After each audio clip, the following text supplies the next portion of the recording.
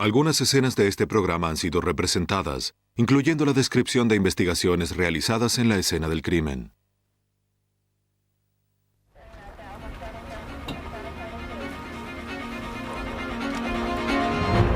Un predio en Texas se convierte en el cementerio improvisado de un asesino.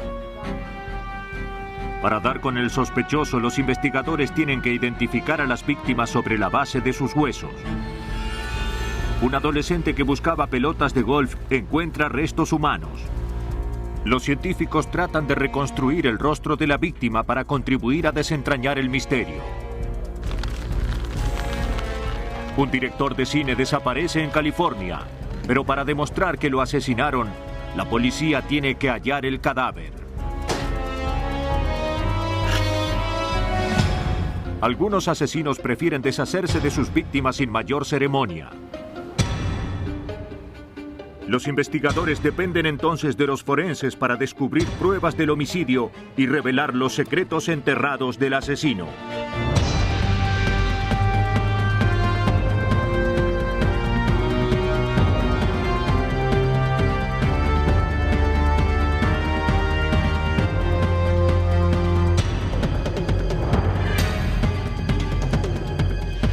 Los nuevos detectives. Casos estudiados por la ciencia forense. Secretos enterrados. En julio de 1994, la ciudad tejana de Austin soportaba un calor agobiante. A 30 kilómetros de la ciudad, en la pequeña comunidad de Round Rock, un oficial detectó un vehículo abandonado a un lado de la calle principal. Por el número de placa, el oficial descubrió que el auto pertenecía a una mujer llamada Sandra Dumont, pero no había rastros de la propietaria. Cuando el oficial advirtió que el auto tenía un neumático desinflado, decidió seguir adelante, convencido de que la mujer volvería en busca del vehículo.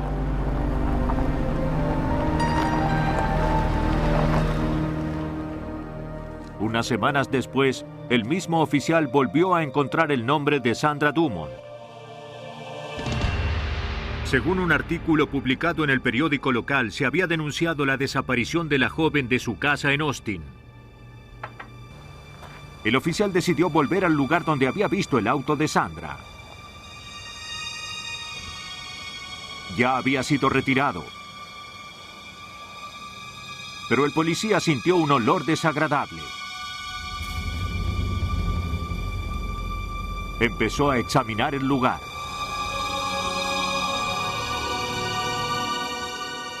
Encontró un zapato de mujer oculto entre la maleza.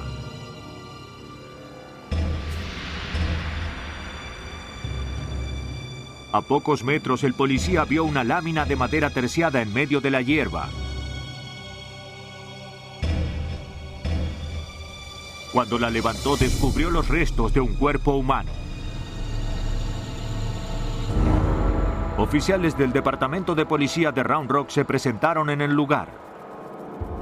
La policía empezó a examinar el lugar en busca de pistas que le permitieran determinar la identidad de esa persona y cómo había terminado ahí.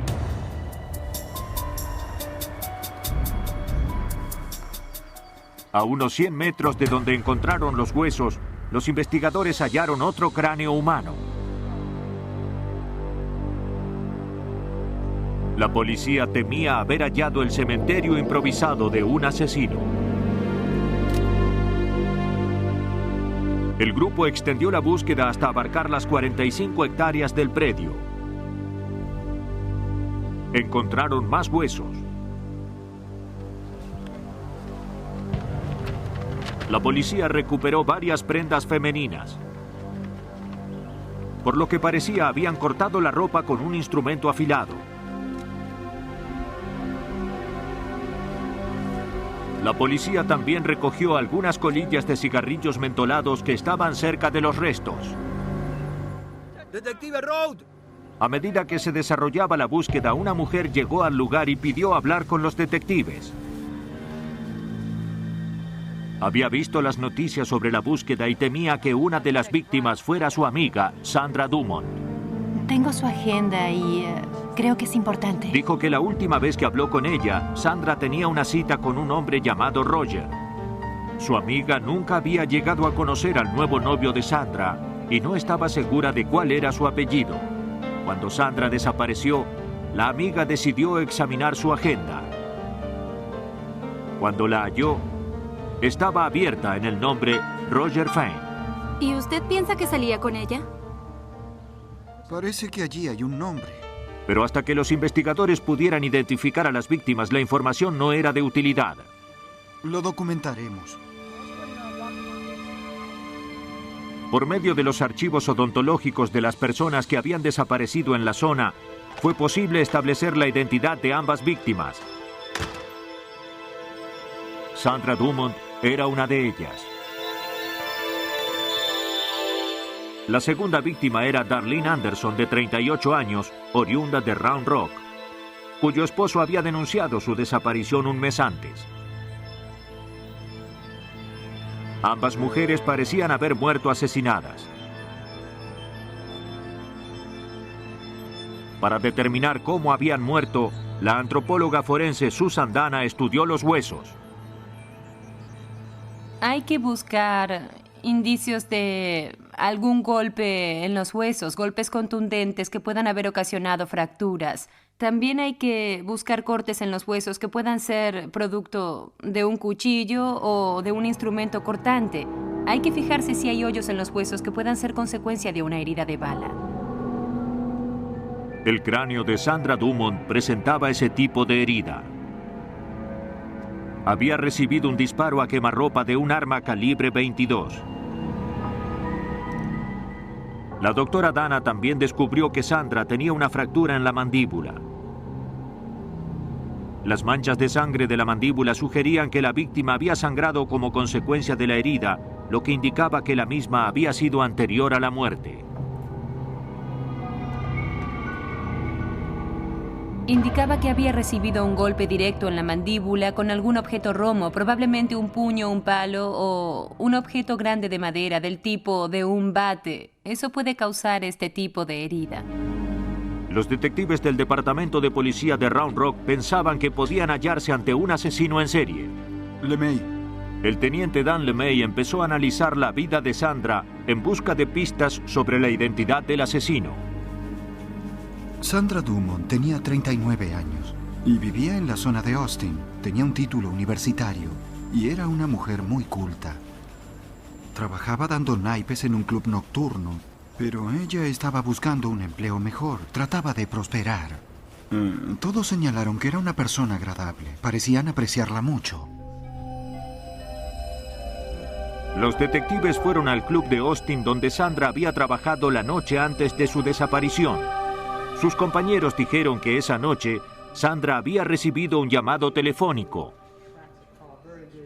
Mientras hablaba, parecía estar agitada y nerviosa. Sus compañeros la oyeron hacer planes para encontrarse con alguien. Pensaron que sería su novio, pero no estaban seguros de ello. Era él, quiere que vaya.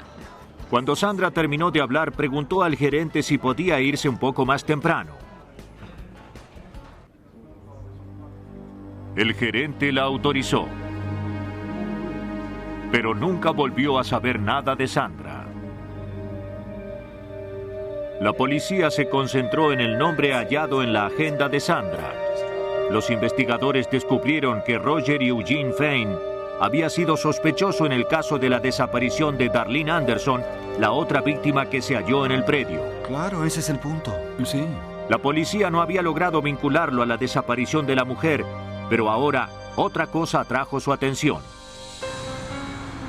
Roger Fane vivía en un vecindario cercano al lugar donde se habían encontrado los dos cadáveres. Señor Fane. La policía se dispuso a interrogar al hombre de 41 años. ¿Nos permite hacerle algunas preguntas, por favor? Seguro. Bien, ¿en qué puedo ayudar? Dijo que no conocía a Sandra Dumont y que no se explicaba por qué su nombre figuraba en la agenda de esa mujer. Fane aseguró que no tenía nada que ocultar y le permitió a los detectives examinar su vehículo. Los investigadores hallaron colillas de cigarrillos y algunas hebras de cabello en el vehículo. Cuando le preguntaron cómo se había lastimado el brazo, Fein declaró que la tapa de una gran caja de herramientas que tenía en la parte trasera del vehículo se le había cerrado sobre la muñeca. Pero el revestimiento de goma que tenía la tapa de la caja de herramientas hizo que la policía sospechara que no decía la verdad. En un intento de verificar su declaración, los investigadores recurrieron a amigos y conocidos de Fein. Fein dijo a varias personas que se había herido la mano al bajar la tapa de la caja de herramientas que llevaba en su vehículo. Pero también le dijo a alguien que él se había lastimado con la tapa del baúl del vehículo. Y yo creo que también le dijo a alguien que se había lastimado en el trabajo. Creo que a algún compañero de trabajo. En total debían ser unas 7 versiones completamente distintas que proporcionó a 9 personas para explicar cómo se había lastimado la mano. Los investigadores se concentraron en la herida que Fein tenía en la muñeca, ya que consideraban que podía ser clave para resolver el caso. Estudiaron las radiografías del sospechoso en un hospital local. Está coloreado como una fractura. La policía descubrió que lo habían atendido por una fractura el día posterior a la desaparición de Sandra Dumont. Se enviaron las radiografías a la antropóloga forense Susan Dana. Tras examinarlas, la doctora Dana concluyó que la fractura correspondía a lo que se llama fractura de boxeador, una lesión producto de la presión sobre el hueso que deriva de golpear un objeto duro. Teniendo en cuenta que Sandra Dumont tenía una fractura de mandíbula, la doctora Dana analizó si la lesión de Fein podría ser producto de haber golpeado a la víctima. En mi opinión, coincide con la fractura de la mandíbula como consecuencia del golpe de un puño cerrado. Tenía una fractura en un hueso del puño y coincide con el momento de la desaparición de la víctima. Si bien las pruebas eran circunstanciales, la información bastó para que los investigadores obtuvieran una orden para examinar la casa de Fein. Ahí descubrieron un bolso de cuero que contenía balas calibre 22, el mismo que se había hallado en el cráneo de la víctima. Muy bien. La policía tomó todo lo que pudiera resultar de utilidad, entre otras cosas, un rollo de película sin revelar.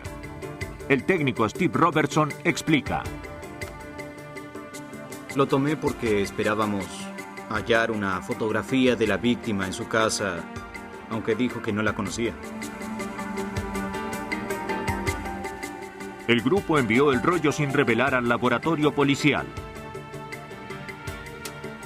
Lamentablemente, el rollo no contenía ninguna fotografía de Sandra. Pero luego advirtieron algo extraño. 2 de las fotografías correspondían al lugar en que se habían descubierto los cadáveres de ambas víctimas. Los investigadores advirtieron una masa oscura en medio de las fotografías. Cuando miraron con más atención, vieron que se trataba del lugar exacto donde se encontraban los restos de Sandra Dumont. Al igual que muchos otros asesinos, Roger Fein había sentido la necesidad de conservar un recuerdo de su crimen.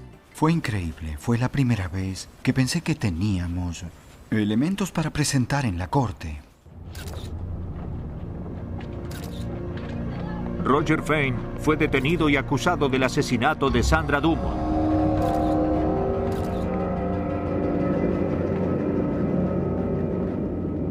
A pesar de que se acumulaban las pruebas en su contra, Fein seguía sosteniendo que era inocente. La policía pensaba que el 24 de julio de 1994, Sandra había salido antes del trabajo para encontrarse con su nuevo novio, Roger Fein. Este llevó a Sandra al predio donde la golpeó y luego le disparó. Enterró su cadáver y luego se fue a su casa dejando el auto de Sandra a la vista. El 2 de abril de 1995, un jurado de Texas determinó que Roger Eugene Fein era culpable del homicidio premeditado de Sandra Dumont. Lo condenaron a reclusión perpetua. La policía aún busca pruebas para vincular a Roger Fein con el asesinato de Darlene Anderson. Solicitamos a todo el que sepa algo sobre el homicidio que se comunique con nosotros o con la policía de Round Rock. Tratándose de Fane, es posible que pueda haber más víctimas de las que en realidad nosotros tengamos noticias. Tal vez haya matado a más personas, pero no lo sabemos. Roger Fane nunca habló con nadie sobre el crimen, pero las mentiras que dijo y las fotografías que tomó bastaron para revelar el asesinato. Incluso cuando los asesinos hablan sobre un homicidio, la policía debe contar con pruebas sólidas para obtener una condena. El 8 de mayo de 1996, un adolescente de Fort Worth, Texas, recorría las zonas boscosas de un campo de golf en busca de pelotas perdidas. Notó algo extraño en un montículo de tierra. Al acercarse vio que se trataba de los huesos de una mano humana. En el condado de Tarrant, en Texas, un adolescente que buscaba pelotas de golf halló restos humanos.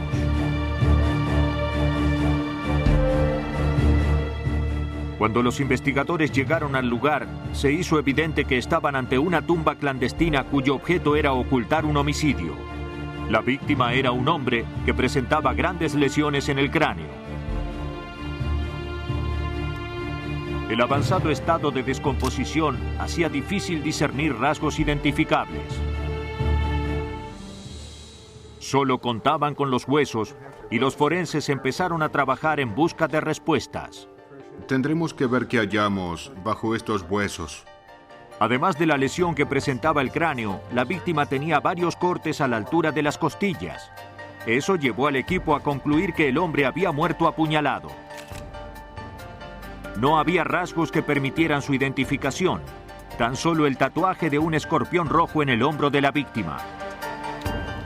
Los forenses sabían que determinar cuándo había muerto la víctima era muy importante para poder establecer su identidad.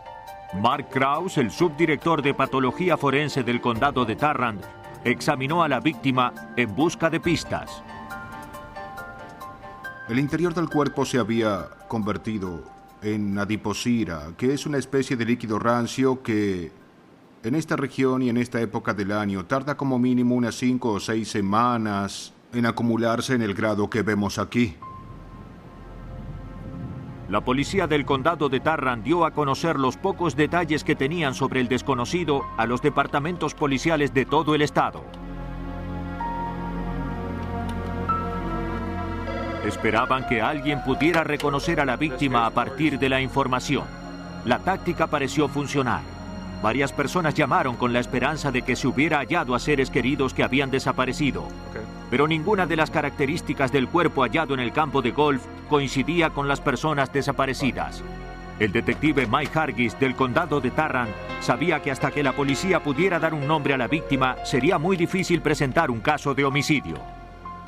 Es muy frustrante no saber quién es la víctima, ya que eso impide que tengamos un punto de partida. El punto de partida suele ser la identidad. Así podemos empezar a analizar su vida. Hay que hacer un estudio de la víctima para descubrir quién es, qué tipo de riesgos corría o qué amistades tenía, qué lugares frecuentaba, cosas de ese tipo. Eso puede sernos útil para determinar quién es el asesino. Por eso es muy frustrante no saber por dónde empezar. Acudieron a los forenses en busca de ayuda. Se le pidió a la antropóloga forense Dana Austin que creara un perfil biológico de la víctima. Si bien no había muchos elementos con los que trabajar, la doctora Austin puede averiguar mucho de una persona mediante el estudio de su estructura ósea. Sobre la base de la amplitud de la frente y otras características faciales, la doctora Austin concluyó que la víctima era un hombre caucásico. A continuación determinó la edad de la víctima. En este caso era evidente que los huesos de la víctima no habían alcanzado la madurez. Hay huecos entre estos huesos y en un adulto estarían completamente cubiertos. La doctora Austin concluyó que la víctima tenía entre 17 y 21 años de edad. Acto seguido, la doctora Austin colocó indicadores de profundidad de tejidos en 21 puntos diferentes de la cabeza. Esto refleja el grosor aproximado de la piel de personas de la misma raza, edad y sexo.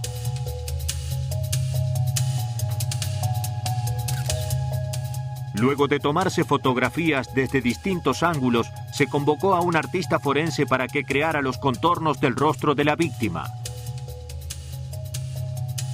Con eso se compuso un boceto que luego se envió a los investigadores del condado de Tarrant. ¿Bien? ¿Así es? Oh, sí, seguro. La policía dio a conocer el dibujo a través de los medios, pero nadie pudo identificar al desconocido número 87. Pasaron años sin que el caso avanzara. Las posibilidades de que pudiera hacerse justicia a la misteriosa víctima se desvanecían. Y los detectives empezaron a pensar que tal vez nunca hallarían al asesino.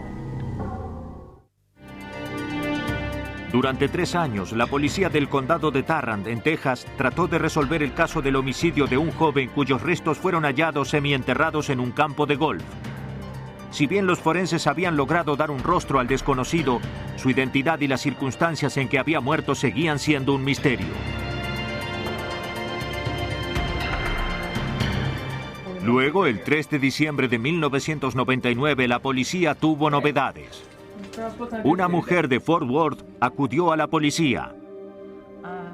Pensaba que conocía la identidad del hombre que habían encontrado años antes en el condado de Tarrant. Creo que tengo alguna información. Explicó que en ese momento ella y su novio, James Moore, estaban trasladándose a un nuevo apartamento. Mientras empacaban sus cosas, James y su mejor amigo, Eric Tedana, empezaron a reír cuando hallaron un artículo de un periódico que habían guardado unos meses antes.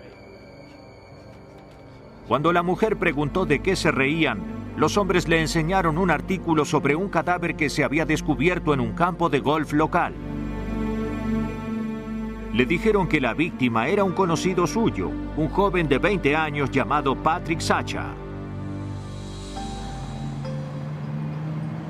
La policía de Fort Worth transmitió la información a las autoridades del Departamento de Policía del Condado de Tarrant.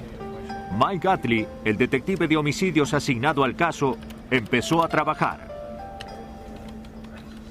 A los efectos de verificar la información, empezó a buscar a Patrick Sacha en la base de datos. En el sistema no había nadie con ese nombre, pero sí varios con el apellido Sacha. Uno de ellos, un hombre llamado David Sacha, resultó ser el padre de Patrick. Los detectives pensaban que estaban a punto de determinar la identidad del desconocido número 87. Con ese objetivo, los investigadores se dirigieron al condado de Parker. Querían hablar con David Sacha sobre su hijo. El detective Mike Gatley nos cuenta. Una vez que localizamos al padre de Patrick Sacha, le hicimos una visita. Nos describió a Patrick Sacha y coincidía con el hombre que teníamos nosotros y resultó ser su hijo. Díganos. El señor Sacha explicó que él y su hijo tenían una relación bastante conflictiva. ¿Cuándo vio a Patrick por última vez? Y pensaba que 3 años atrás la ruptura había sido inevitable. Estoy harto de ti. Tuvieron una fuerte pelea sobre la conducta de Patrick. No es cierto. No, vamos, no volveré a hablarte nunca. Si bien quería a su hijo, David Sacha lo echó de la casa y le dijo que volviera cuando hubiera madurado. Lo último que supo David fue que Patrick se había ido a Alaska a vivir con su madre. No volvió a saber de su hijo. ¿Supo algo más? Para confirmar la identidad del desconocido número 87, la antropóloga forense Dana Austin comparó radiografías de Patrick Sacha con las que se tomaron a la víctima del homicidio. Coincidían. Ahora los investigadores se orientaron a la búsqueda del asesino de Patrick Sacha. Mike, Dana, sí, vi las radiografías. Empezaron por interrogar a la testigo que pensaba que su novio, James Moore, y Eric Tedana, el amigo de este, tenían alguna relación con el asesinato. Si bien ahora se mostraba renuente a cooperar, los investigadores insistieron. Finalmente, ella explicó que Moore, Tedana y Sacha integraban un grupo conocido por la sigla BLP. 90. El grupo comerciaba con drogas, robaba y se divertía. Pero según la testigo, pronto Patrick cayó en desgracia con sus amigos. Otros miembros del grupo consideraban que Patrick Sacha era demasiado educado y apuesto, se vestía demasiado bien y decidieron que no encajaba con los planes que tenían para el grupo. Según la testigo, en la primavera de 1996, James Moore y Eric Tedana decidieron deshacerse de él. Una tarde, los tres fueron al campo de golf a recoger unos hongos alucinógenos que crecían cerca de allí. Llevaron una pala y un bate de béisbol como protección. La joven dijo a los detectives que Moore y Tedana volvieron horas después, pero sin Sacha. Si bien la información era comprometedora, los investigadores sabían que para que la declaración de la testigo resultara útil, tenían que hallar la forma de corroborar la historia. En una cárcel local, los detectives localizaron a un ex integrante del BLP que cumplía una condena por un caso de drogas. Era del grupo. ¿Qué grupo? Tenía información sobre el asesinato de Patrick. A él lo golpearon con un bate. Dijo que poco después de la desaparición de Patrick, James Moore le había enseñado un bate de béisbol. Era de color negro. Y tenía marcas de dientes. Moore dijo que eran de la víctima. Sí. ¿Un bate? Era de color negro. ¿Negro? James Moore enseñó las marcas que tenía el bate y dijo que eran los dientes de Skippy. Todos llamaban Skippy a Patrick Sacha. Enseñó el bate y todos se rieron. Se jactaba de lo que había hecho y cómo lo había hecho. La información dio a los investigadores suficientes elementos para detener a James Moore y a Eric Tedana como sospechosos de homicidio.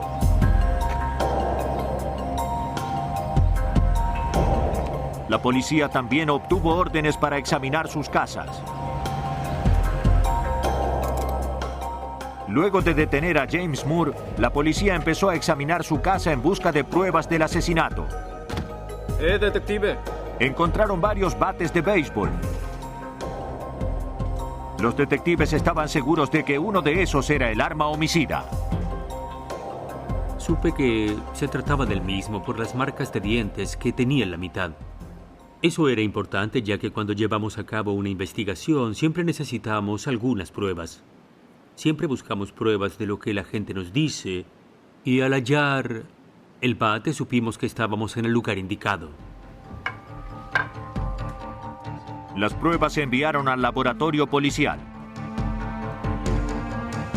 A unos kilómetros de allí, la policía encontró a Eric Tedana al volante de su auto. También fue detenido. Se lo trasladó a la cárcel del condado de Tarrant para interrogarlo. Mientras los sospechosos aguardaban el interrogatorio, los forenses examinaban los bates de béisbol. Los antropólogos forenses identificaron las marcas de uno de los bates. Eran marcas de dientes humanos. Si bien no podían asegurar que las marcas procedieran de los dientes de Patrick Sacha, el hallazgo corroboró la declaración del recluso. Los investigadores no dudaban de que habían detenido a los asesinos de Patrick Sacha.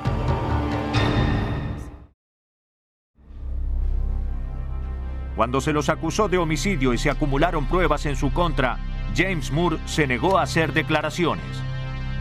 En lugar de ello, exigió que estuviera presente su abogado. Pero el caso de Eric Tedana fue diferente. Por temor a que su amigo James Moore lo acusara del homicidio para evitar la pena de muerte, Tedana aceptó hablar. Según Tedana, él y Moore llevaron a Sacha al campo de golf, pero no para recoger hongos alucinógenos, sino para matarlo. Cuando llegaron a un lugar solitario, Moore golpeó a Sacha con el bate de béisbol. Lo golpeó en la cabeza varias veces. Tedana, por su parte, lo apuñaló, tras lo cual la víctima murió. Luego los asesinos cavaron un hoyo no muy profundo con la misma pala que Sacha había llevado. Ahí lo enterraron y luego se fueron a una fiesta. James Moore y Eric Tedana se declararon culpables del homicidio de Patrick Sacha. James Moore fue condenado a 20 años de prisión. La condena de Eric Tedana fue de 45 años. El crimen de Moore y Tedana se descubrió porque enterraron a su víctima a poca profundidad. En California, un asesino más ambicioso trató de sepultar su secreto en hormigón.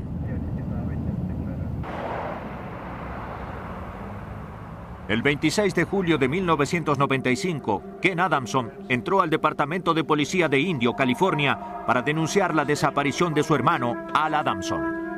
Dijo que su hermano, que tenía 66 años, era un hombre inteligente. Al Adamson se había hecho famoso en la década de 1960 como director de películas de horror de bajo presupuesto. Después de filmar durante casi 30 años, empezaba a disfrutar de una nueva popularidad. La edición de sus películas en video había dado origen a una nueva generación de admiradores en todo el mundo. Los cementerios son fríos. El resultado fue tan bueno que pudo continuar con su pasión por la cinematografía independiente. Sangre y horror. Los detectives averiguaron que Ken había hablado por teléfono con su hermano por última vez 6 semanas antes. Al estaba remodelando su casa y descubrió que el constructor, un hombre llamado Fred Fulford, había gastado más de $4,000 en compras innecesarias con su tarjeta de crédito. Bien, sí, de acuerdo, adiós. Ken dijo a la policía que su hermano no estaba nada contento. El detective del condado de Indio, Jack Anderson, nos cuenta. El señor Adamson tenía pensado hablar con Fred Fulford. Iba a hacerlo al día siguiente.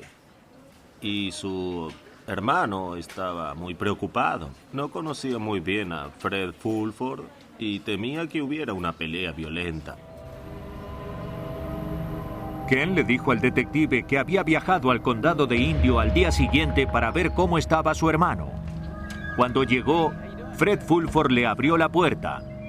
Dijo que Al había salido. Cuando Ken quiso entrar al baño, Fulford no lo dejó pasar. Le dijo que acababa de colocar el piso nuevo y que el material debía asentarse. Ken decidió regresar a su casa. Nos quedaremos con las fotografías. En cuanto sepamos algo, nos comunicaremos con usted. Si bien nadie sabía nada de Al Adamson desde hacía 6 semanas, nada indicaba que le hubiera pasado algo malo. Pero la policía de Indio aceptó estudiar el caso. Fueron a echar una mirada a la casa de Al Adamson. Ahí encontraron a un hombre que se identificó como el cuidador de la propiedad. Dijo que Fred Fulford lo había contratado para cuidar el lugar mientras se llevaba a cabo la remodelación. No lo sé, diría que unas 2 semanas. Fulford explicó que había viajado a Florida en la camioneta de Al Adamson unas semanas antes. Hacía bastante que no veía a Al, pero pensaba que el director estaba de viaje buscando escenarios para su siguiente película. Los detectives pidieron autorización para examinar la casa. El armario del dormitorio estaba casi vacío. La ausencia de maletas llevó a los oficiales a pensar que efectivamente Al Adamson había salido de viaje. Los investigadores examinaron el baño al que Fulford había impedido entrar al hermano del director 6 semanas antes. ¿Está terminado? No lo creo, diría que solo el baño lo está. El piso del baño estaba hecho a nuevo. Nos autorizaron a recorrer la casa y no vimos nada fuera de lo común. No había nada extraño, nada que indicara algún tipo de violencia, ninguna de esas cosas. Los detectives iniciaron una investigación hablando con los vecinos de Adamson. Una mujer que hacía la limpieza en casa de Al Adamson tenía más información. Viajó a Florida a visitar familiares y amigos. Dijo que un día después de la última vez que se había visto a Al Adamson, Fred Fulford y algunos de los trabajadores retiraron un jacuzzi del baño principal. Vio que lo cargaban en un vehículo y se lo llevaban. Al día siguiente vio que había un camión de cemento estacionado frente a la casa. Estaba en la parte posterior del camión. De acuerdo. Era raro, dijo, porque el jacuzzi era una de las cosas que más le gustaban a Al Adamson. Al señor Adamson le gustaba tener el jacuzzi en su casa y lo usaba prácticamente todo el año. Si bien había otro afuera junto a la piscina, él prefería el del interior de la casa. Eso despertó sospechas porque lo habrían sacado si a él parecía gustarle tanto. Solo Al Adamson y Fred Fulford sabían la respuesta, pero no se podía dar con ninguno de ellos. Por ahora no tengo ningún dato.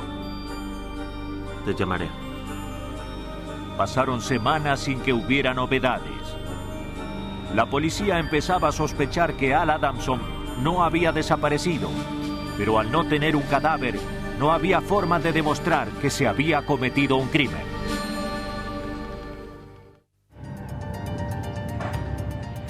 La policía del condado de Indio, California, seguía buscando al director de cine Al Adamson, cuya desaparición había denunciado su hermano 6 semanas antes.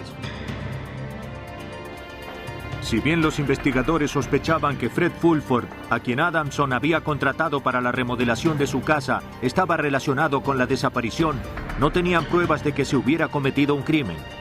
Y no podían hallar a Fred Fulford por ninguna parte.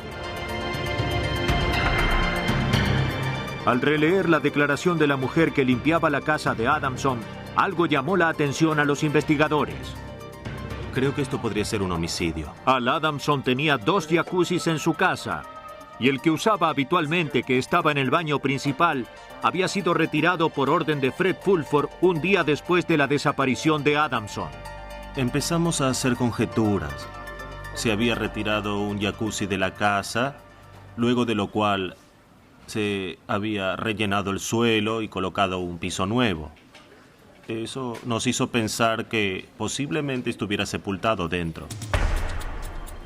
Los investigadores obtuvieron una orden para examinar la casa de Al Adamson. Hola, nos veremos dentro de 30 minutos. Armados con picos y palas, los hombres volvieron a la casa con la esperanza de descubrir pruebas del asesinato.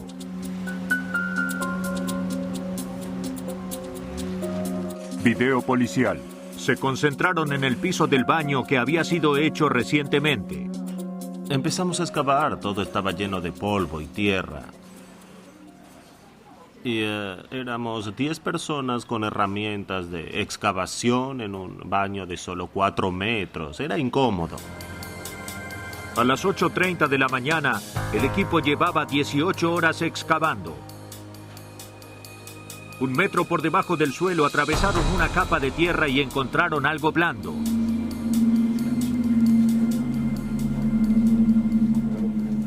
Alguien había colocado una manta bajo el hormigón.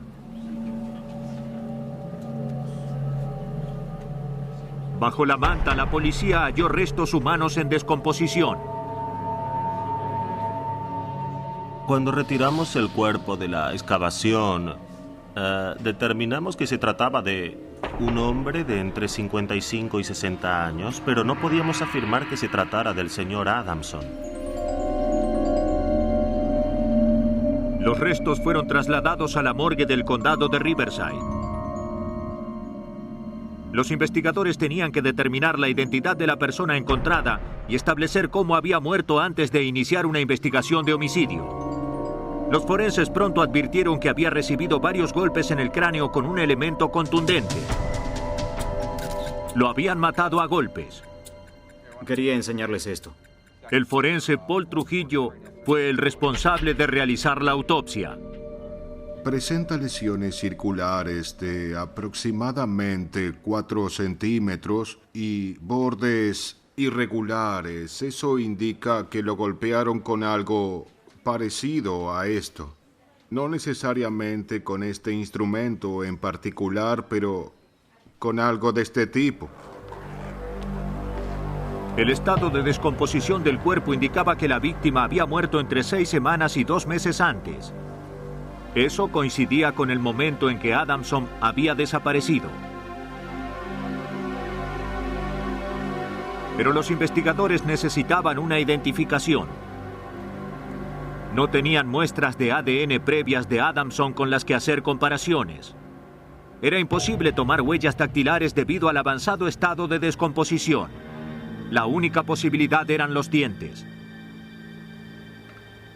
El odontólogo forense Gordon Freeman prestó su colaboración. Pero no había radiografías de la dentadura de Al Adamson que pudieran usarse en una comparación. Todo lo que hallaron los investigadores fueron las notas que el dentista de Adamson había tomado unos años antes. Afortunadamente había documentado con minuciosidad el estado de la dentadura de Adamson. Si bien no era mucho, el Dr. Freeman empezó a trabajar. Primero hay que determinar si los dientes siguen ahí. Tal vez hubo extracciones. Si están presentes, nos fijamos en los empastes. También vemos si hay empastes dentales de plata. Tal vez tiene alguna corona. Vemos si son coronas de oro o de porcelana. En el caso de Adamson, sabíamos bien que tenía 2 dentaduras postizas parciales, una en la parte de arriba y otra abajo. Todas las características de la dentadura de Adamson que figuraban en la ficha coincidían con las de la víctima que habían encontrado bajo el piso del baño. No cabía duda de que habían hallado a Al Adamson. La policía estimaba que Fred Fulford era el responsable del macabro asesinato.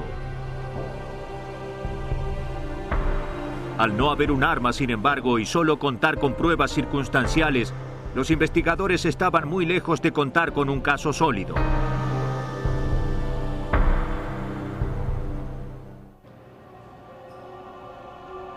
Los restos humanos hallados debajo de una gruesa capa de hormigón en una casa de Indio, California, correspondían al director de cine desaparecido Al Adamson, de 66 años. Lo habían asesinado. La policía creía que el culpable era Fred Fulford, el hombre al que el director había contratado para remodelar su casa. Pero al no contar con pruebas contundentes que vincularan a Fulford con el homicidio, la policía distaba de tener un caso. Pase por aquí, queremos hablar con usted. Los investigadores se comunicaron con el dueño de la empresa de hormigón que había enviado el cemento a la casa de Adamson unos días después de la desaparición de este. Le enseñaron una fotografía de Fred Fulford, al que identificó como el hombre que recibió el pedido. Dijo que Fulford pagó con un cheque que había firmado Al Adamson, pero que él nunca vio al director. Bien. El hombre explicó que Fulford había pedido unos 4 metros de hormigón para rellenar el hoyo que había quedado al retirar un jacuzzi. Los trabajadores le ofrecieron ayudarlo a transportar el material, pero Fulford no aceptó.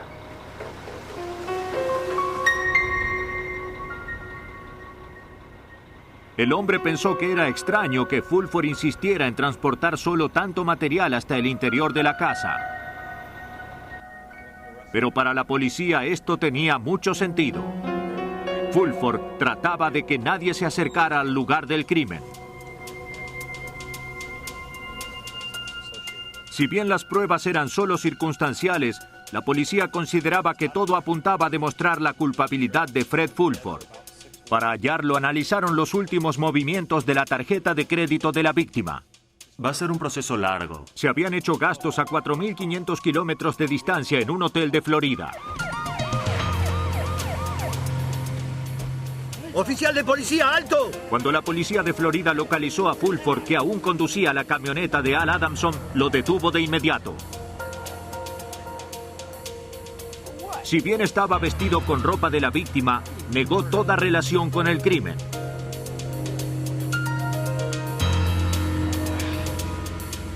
Lo extraditaron a California, donde fue juzgado por el homicidio de Al Adamson. ¿Qué es todo esto? ¿Qué es todo esto? Son cosas ¿Qué que cree tenía que está haciendo? comprar. La policía consideró que cuando Al Adamson reprochó a Fred Fulford el exceso de compras con su tarjeta de crédito y lo amenazó con demandarlo, el contratista se enfureció. ¡Váyase! Llamaré a mi abogado. ¡Basta! ¡Váyase! Fulford usó un instrumento contundente como algunos de los muchos martillos que había en la casa y mató a Adamson a golpes. Para ocultar el crimen, retiró el jacuzzi del baño principal y sepultó ahí a su víctima. Luego llenó el hoyo con hormigón, colocó un piso nuevo y abandonó la ciudad convencido de que nadie notaría la desaparición del excéntrico director. El 3 de marzo del año 2000, Fred Fulford fue condenado a 25 años de prisión y reclusión perpetua por homicidio premeditado. Para borrar sus huellas, algunos asesinos deciden enterrar a sus víctimas en tumbas anónimas.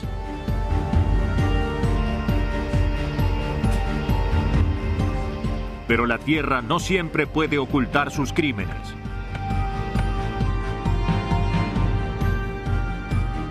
Con ayuda de científicos forenses, los investigadores pueden hallar pistas y revelar los secretos enterrados de un asesino.